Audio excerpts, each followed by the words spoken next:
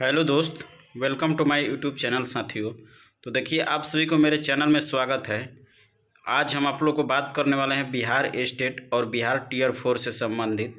Bihar LET librarian test कब होगा या नहीं होगा, बिहार में सीटों की संख्या कितने आने वाली है, क्या इलेक्शन बीतने के बाद सीटों की संख्या आएगी, या जो भी प्रक्रिया होगा एलईटी जो है कि आचार संहिता में लिया जा सकता है नहीं लिया जा सकता है, कौन कौन से परीक्षाएं संभावित है, कौन कौन से परीक्षाएं नहीं होने की उम्मीद है, आखिर सरकार बनने के बाद क्या होगा। साथियों, सरकार बच्चों के साथ धोखा कर रही है, क्या कर रही है, इस विषय पर आज हम चर्चा करने वाले हैं। तो देखिए, सबसे विषय हम आपको पहले बताते हैं कि जो एलईटी है, एलईटी कभी भी नोटिफिकेशन जारी हो सकता है। इसमें बिहार विद्यालय परीक्षा समिति की ओर से आचार संहिता में भी नोटिस जारी करके एग्ज़ाम लिया जा सकता है, क्योंकि स्टेट का जब एग्ज़ाम ख़त्म होगा 31 अक्टूबर को, उसके बाद में एलईटी आयोजन किया जा सकता है। लेकिन हो सकता है संभवतः कि 14 नवंबर के बाद ही इसका भी नोटिफिकेशन आने के चांस है। वहीं जो बिहार लाइब्रेरियन के 7,500 सीट लगभग खाली है, उसका 6,000 से 7,000 के बीच में है, उसका अभी तक कोई ऑफिशियल नोटिस नहीं है कि कब तक बहाली होगी नहीं होगी। अभी तो आचार संहिता लग गया, अब इसका उम्मीद नई सरकार बनने के बाद ही पता चलेगा कि कौन सरकार बनती है, क्या लेना चाहती है नहीं लेना चाहती है। इसलिए सरकार बदलिए और बिहार बदलिए, ताकि बच्चों के साथ खिलवाड़ समझ में आ जाए कि खिलवाड़ कैसे किया जाता है। 50 पेपरबाजी किया गया, नोटिस में दिया गया कि नियमावली बनाया गया कि बिहार में डोमिसाइल लागू किया गया, ये सब फॉल्स हो गया साथियों। आखिर डोमिसाइल लागू करने के पीछे रीजन क्या था? जब बहाली लेना ही नहीं था तो डोमिसाइल से फ़ायदा किसको हुआ?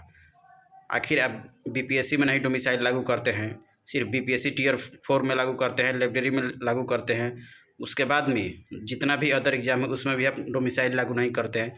इसलिए अब की बार वोट देकर बिहार के सरकार को समझा दीजिए कि कैसे बिहार में चुनाव लड़ा जाता है, बच्चों के साथ भविष्य के साथ खिलवाड़ नहीं किया जाता है। उसके साथ साथ साथियों हम बताते हैं कि टीयर 4 का आयोजन अभी नहीं होने वाला है। शिक्षा मंत्री तो बोल रहे थे कि इतना दिन तक हम ज्वाइनिंग करा देंगे, अब इनके बाद ये रहेंगे कि नहीं रहेंगे अपने पद पर ही खुद अब बरकरार रहने के लिए इनको पद का भुगतना पड़ेगा, कड़ी मेहनत करना पड़ेगा, तब आप रहने के लिए काबिल है। वो भी अब उम्मीद नहीं है, क्योंकि बच्चों के साथ आपने खिलवाड़ किया है।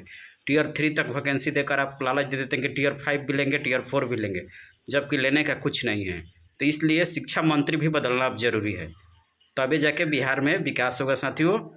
कोई आपको जो पार्टी पसंद है, लेकिन काम करने वाला चाहिए, सरकार काम करने वाला चाहिए, बच्चों के हित में रोजगार देने वाला चाहिए, ताकि हो सके कि जो पलायन है, पलायन सबसे बड़ा बेरोजगारी बना हुआ है। बिहार की एक बड़ी समस्या है पलायन को रोकना।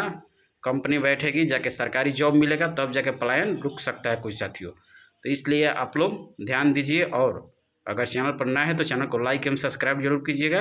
वोट देकर बिहार के स्थिति को बदलिए। 20 साल की सरकार में मात्र एक बार आप 2-3 महीने में 2-2.5 लाख नौकरी देकर बस कहानी खत्म। इसके सिवा आपके रोजगार मुद्दे पर कोई बात नहीं किए, 10-10 हज़ार दे देते हैं, उस समय आपका पैसा कहाँ से आ जाता है बिहार सरकार के पास। इसलिए अब की बार कोई दूसरी सरकार लाया जाए, ताकि हम लोग की बहाली प्रक्रिया पूर्ण हो जाए और रोजगार मिले। जितने भी बच्चे तैयारी करते हैं सभी एकजुट होकर न जात पर न पार्ट पर किसी अदर पार्टी को जिताइए, और रोजगार पाने के लिए साथियों कोई दूसरा ऑप्शन आपके पास नहीं है। वहीं छात्र नेता का बात कर रहे हैं, तो छात्र नेता भी बहादुरपुर से चुनाव लड़ रहे हैं, दिलीप कुमार, उनको भी आप लोग साथ दीजिए। जो भी बहादुरपुर के निवासी हैं, बहादुरपुर विधानसभा से बिलोंग करते हैं, वो छात्र नेता के हित में वोट दीजिए, ताकि इन विधायकों को पता चले कि क्या इसका परिणाम होता है। एक छात्र नेता ही जीवन में संघर्ष करता है, बहुत से उन्होंने संघर्ष किया है बहाली को लेकर, खुद अपने लिए नहीं किए हैं, बच्चों के साथ किए हैं, बच्चों के भविष्य के लिए किए हैं। कुछ तो बदलाव हुआ है उसके आंदोलन से, इसलिए आप लोग उनको भी सपोर्ट करके जिताइए, कि ताकि वो विधानसभा में जाकर आपके बातों को सुनने का प्रयास करें साथियों। अगर चैनल पर नए हैं तो चैनल को लाइक एवं सब्सक्राइब जरूर करें, शेयर भी करें। धन्यवाद साथियों।